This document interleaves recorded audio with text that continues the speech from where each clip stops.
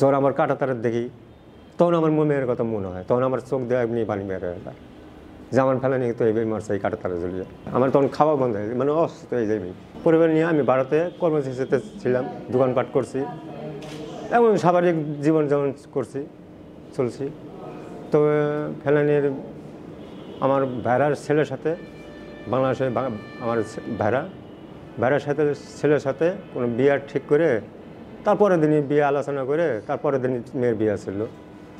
আমি স্বাভাবিকভাবে আমি মেয়েকে নিয়ে আসতেছিলাম বাংলাদেশের দিকে। তো আসার পথে আমাকে দালাল ধরে বলে টাকা নিল, টাকা নিয়ে বলে যে আমরা পার করে দিব, এটা বলছে আর কি। পরে আমি বললাম যে আমার তার মেয়ের বিয়া, তারপরের দিন বিয়া, দালাল না করেছে কোনো অসুবিধা নেই, আমরা পার করে দেব টাকা নিয়ে। তখন দালালে নানান চক্রান্ত ফেলাইছে আমাদের উপরে। সেই মেয়েকে অন্য বাড়িতে ঘুমিয়ে রাখছিল, আমি মানে তাদের সামনে বসা ছিলাম। যখন ভোর 4টা বাজে ফজর নামাজের পরে, তখন মেয়েকে দালালে কী করলো, নিয়ে এসে দৌড়ে টাইনে নিয়ে এসে ময়ের উপরে উঠে দিল মেয়েকে। ওটা দেওয়ার পরে আমি মেয়ের হাত ধরছি যে মেয়ে যদি বাইসে যদি পড়ে যায়। দালাল কিন্তু মই ধরে রয়েছে, ময়ূরে ধরে রয়েছে, মেয়েকে উঠে দিয়েছে ময়ূর উপরে ধরে রয়েছে। তার পিছু পিছু আমি মেয়ের হাত ধরেছি, বাইসে যদি পড়ে যায় রাসেলকে। তো দালাল কিন্তু ওইখানে 4-5 জন দালাল ছিল। তো আমি উঠলাম, মেয়ের সাথে উঠলাম। তো মেয়ে ময়ূর বোধে 1 কাক 2 কাক 3 কাক মতন মারছে। মারার সাথে সাথে বিএসএফ কিন্তু ওইখানেই ছিল। বিএসএফ কোনো কিছু বলেন নাই, কোনো একটা কথা বলে নাই, কোনো একটা হা বলে নাই, কিচ্ছু বলে নাই। ফাঁকাই আমার মেয়ের এই জায়গাটা বিএসএফ কী করলো, গুলি করলো। গুলি করার পর দালাল কিন্তু ওইখানেই, দালালও কিন্তু ধরতে পারতো, কিন্তু বিএসএফের দালালদের কিছু বলে নাই। না বলে আমার মেয়েকে শুধু আমার মেয়েকে না বলে শিশু একটা, সে তো বোঝে না। আমার মেয়েটাকে শুধু গুলি করলো যখন, তখন আমি সাথে ছিলাম। মেয়ে যখন একটা বাবাকে চিল্লিয়ে মারছে, তখন আমার কিন্তু আত্মা নাই আমার শরীরে। ওই গুলির ধাক্কায় চমকে আমি নিচে পড়ে যাই, নিচে পড়ে ছেঁচড়ে খাইয়া নিচে পড়ে যাই। নিচে পড়ে যাই আমি তো অনেক ব্যথা পাইছি, সারা শরীরে ব্যথা পেয়েছি। ব্যথা পাইয়া দিয়ে তখন উপর দিকে তাকাইছি, মেয়ের দিকে মেয়ের উপরে দাঁড়িয়ে নেয়। গুলি খাওয়ার পরেও দাঁড়িয়ে আছে মেয়ে। আমি মেয়ের পাড়ার জন্য আমি উঠতেছি তখন যে আরও বাকি বিএসএফগুলি আসলো, তারাও দেখি দৌড়ে এসে ওই ময়ূর উপরে উঠছে। ওটার পরে ফেলানিকে ধরছে মেয়েকে। ধরার পরে তখন আমি ওখান থেকে সামনে যাইতে পারি না, তো আমাকে গুলি করে। তখন খালি আল্লাহ আমার মেয়েকে তুমি দেখো, আল্লাহ আমার মেয়েকে বাঁচাইও কইয়া খালি আমি হাঁপড়ে বেড়ায় ওখান থেকে সরে আসি। যাক বিএসএফে ধরছে, কী করে তো পরে দেখা যাবে, আমি ক্যাম্পে ফোন দিব, এই করবো, কত বলছি। তেজ আমি যখন অজ্ঞান হইয়া হাঁপড়ে বেড়ায় ওখান থেকে বাংলাদেশে সীমান্ত পার হইয়া এদিকে আসি, আমি অসুস্থ হয়ে পড়ে যাই। তখন ওখানকার লোক আমার পানি টানি ঢেলে বলে যে তুমি বাড়িতে যাও, আমরা ক্যাম্পে ফোন দিতেছি। পরে আমি বাড়িতে আসি, আসার পরে মেয়েকে পরে আর কী করছে, আমি তো দেখলাম যে ধরে নিয়ে গেছে, ঠিক আছে।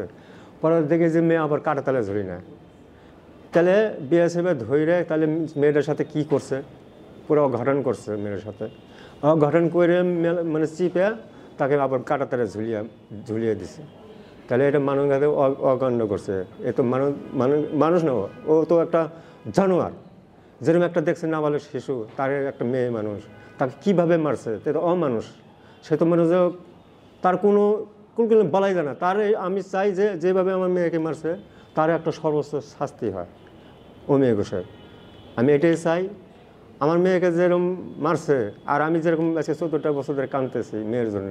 একটা মেয়ে হারা বাবা মা কীরকম থাকতে পারে তারা বুঝে, সবাই বুঝে। কিন্তু একটা মা একটা মেয়েটি একটা হারাইলে কী কষ্ট লাগে। বিচার তো এতদিন আমলি সরে আসলো, তাদের কাছে আমি অনেকবার বিচারে করছি, তারা কোনো বিচারে আসার দেয় নাই। খালি আমাকে বলেই গেছে এটা করবে ওটাই করবে, কিন্তু কোনো সাহারা দেয় নাই, কোনো বিচার করে দেন নাই উনিরা। আর আমাদের যে সরকারি উকিল আছে, ওটা তো মনে হয় যে আমেরিকা থেকে আমাকে ধরে দিয়েছিল উকিলে আমাদের কোনো কাজ করে দেন নাই। খালি আমাকে আশা দিয়ে গেছে, 2বার আমাকে সাক্ষী দেওয়ার জন্য নিয়ে গেছে কুচবিহারে বিএসএফ আদালতে। বিএসএফ আদালতে যা ঘটনা আমি সত্য ঘটনা বলছি তাদের সামনে। তারা অনেকবার লিখিত করছে, সব কিছু করছে, কিন্তু তারভাবে উমেকে সে খালাস করে নিয়ে গেছে। সে একটা নাবালক শিশু মেরে সে একটা, আমরা তো কোনো অন্যায় করি নাই, আমরা তো কোনো অন্যায় করি নাই, আমার নাবালক, আমরা তো কোনো বুঝি না তখন। তাহলে তারা নাবালক শিশু একটা মাইরা তারা কীভাবে আইনে ভাগ দিয়ে বেঁচে যায়? মানুষ মারা তো একটা অন্যায়। আমরা তো কোনো চোরাখারাপি করি নেই, কোনো সাধারণ নেই। মেয়েটা 4 দিন বিয়া, আমি শুধু বিয়ার জন্য আনতেছিলাম। আমি আচ্ছা 14টা বছর আমি সরকারের কাছে অনেকবার বিচার চাইছি, অনেক বিচার করে, কোনো বিচার করে দেন নাই, আমার আসার দেন নাই, আমার পরিবারের খোঁজ করে দেওয়া নাই উনিরা। এটা তো আমলি সরকারের উকিল থেকে আমাকে ধরে দিয়েছিল। সে আমার কি করবে, কি করবে আমার? খালি আমার আশায় দিয়ে গেছে। সরকার তো চাই নাই।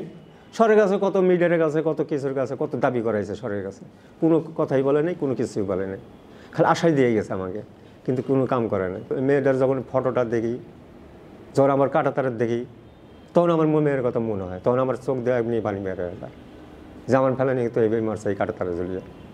আমার তখনই আমার কান্দা হয়, আমার কষ্ট হয়, আমার রাতেবেলা ঘুম নষ্ট হয়। যখনই আমার মনে হয় কাটাতার দেখলে, কোনো জায়গায় কাটাতার দেখলে, কি রাতেবেলা ফেলানির কথা স্মরণ করলে আমার চোখ দিয়ে ফেলানি এখন বেড়ায়, আমার তখন খাওয়া বন্ধ হয়ে যায়, মানে অসুস্থ হয়ে যাবে। নতুন সরকারের কাছে, আমাদের অন্তর্বর্তী সরকারের কাছে এইটাই দাবি যে সীমান্ত বন্ধ হোক, আমার মেয়ের ফেলানির সমস্ত বিচার আরও মেয়ে সর্বোচ্চ শাস্তি হোক। এর বাংলাদেশের মানুষ এবং বিশ্ব মানুষ দেখুক যে ফেলানির বিচারটা ফেলানির বাবা মা পাইছে। আর আমাদের যে পরিবার অসহায়, আমি তো মানে যে গরিব মানুষ, সেই গরিব মানুষ, আমাদের খেতে বাড়ি নেই, আমরা হাতের উপরে কাজকর্ম করে চলে খাই। আমলি সরকার তো দেখছে, সবাই দেখছে, আর আমলি সরকার তো আমাকে ধোকা দিয়েছে, খালি ভুয়া কথা বলছে। আমি ওইটাই অন্তর্বর্তী সরকারের কাছে চাই যে আমার ছেলে আমি কষ্ট করে লেখাপড়া করাইছি, 3টা ছেলে আছে, 2টা মেয়ে আছে বর্তমানে। এক ছেলে এই যে ইন্টার পাস করে বসে আছে, আমি চাই সরকার জানে এই যে ছেলেদের চাকরি দেয়। আমার ছেলে 3টা আছে এবং 2টা মেয়ে আছে। যে বড় বোন যেহেতু আমাদেরকে আদর করছে এবং অনেক যত্ন করে আমাদেরকে দেখাশোনা করছে, অবশ্যই বড় বোনের কথা মনে পড়ে। এবং মনে পড়ে যদি ওই স্মৃতিগুলো এখনও যদি মনে পড়ে, এখনও কান্না বের হয় আমাদের, যে কত আদর করছে আমাদেরকে বড় বোন হিসেবে। আসলে বড় বোন তো মায়ের সমতুল্য, মা যতটুক স্নেহ করে বড় বোনও কিন্তু ওই রকমই স্নেহ করে। আসলে বড় বোন না থাকলে কতটা কষ্ট হয় সেটা ছোটো ভাইয়েরাই জানে। যখন আমাদের সামনে ওই ছবিটা মানে কাঁটাতারে ঝুলিয়ে মারছে যে অমিয় ঘোষ পাখির মতো গুলি করে মারছে, ওই চিত্রটা, ওই ছবিটা চোখের সামনে আসে, তখনই আমাদের মানে মনের অনুভূতিটা এতটা পরিমাণ খারাপ লাগে যে কি করলাম, আমাদের সামনে আমার বড় বোনটা মারা গেল, আমরা কোনো কিছু করতে পারতেছি না, আমাদের যে একটা মানে মনের যে একটা ভাব কোনো প্রকাশ করতে পারতেছি না, আমাদের সরকারও কোনো কিছু করতেছে না যে আমার বড় বোন একটা মানে পাখির মতো গুলি করে মারছে, তার কোনো বিচারও হইতেছি না। বিগত 14 বছর থেকে আওয়ামী লীগ সরকার ছিল, এখন আওয়ামী লীগ সরকার তো অনেক প্রত্যাশায় দিছে যে তোমাদের বিচার মানে তোমাদের যে ফেলানি মারা গেছে এটা বিচার করে দেবো আমরা, বা ভারতকে মানে একটা দেব যে যাতে কোনো সীমান্ত হত্যা যাতে না হয়, এরকম অনেক প্রত্যাশায় দিচ্ছে, আশা দিচ্ছে আমাদেরকে। আজ পর্যন্ত 14 বছর হয়ে গেল, এখনও কিছু করে নাই। এবং এখন বর্তমানে তো ডিজিটাল বাংলাদেশে নতুন সরকার আছে, অন্তর্বর্তীকালীন সরকার। আমাদের এই সরকারের কাছে একটাই দাবি যে আমাদের যেহেতু আওয়ামী লীগ কিছু করতে পারে নাই, এই সরকার আমাদেরকে দেখে দেবে যে ফেলানির যে মৃত্যুটা হয়েছে তার একটা যাতে সুষ্ঠু বিচার করে দেয়, এবং ভারতীয় যে অমিয় ঘোষ আছে তাকে যেন সর্বোচ্চ শাস্তি দাবি জানায়। এটাই নতুন সরকারের কাছে দাবি আমাদের।